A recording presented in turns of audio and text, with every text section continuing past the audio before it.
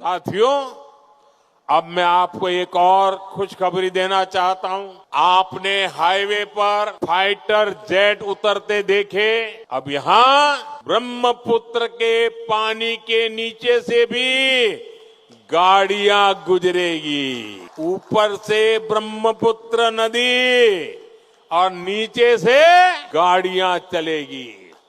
केंद्र सरकार ने ब्रह्मपुत्र के नीचे अंडर टनल बनाने के निर्णय को स्वीकृत कर लिया है और इस पर करीब 18,500 करोड़ रुपया खर्च किए जाएंगे। ये 18,500 करोड़ रुपया टनल तो बनेगी, लेकिन ये रुपया असम में लगने वाला है। यहाँ के लोगों का फायदा होने वाला है। साथियों, इस अंडर वाटर टनल के बनने से नुमालीगढ़ और गोहरपुर के बीच की दूरी बहुत कम हो जाएगी। इससे असम की बाकी नॉर्थ ईस्ट से कनेक्टिविटी और बेहतर होगी।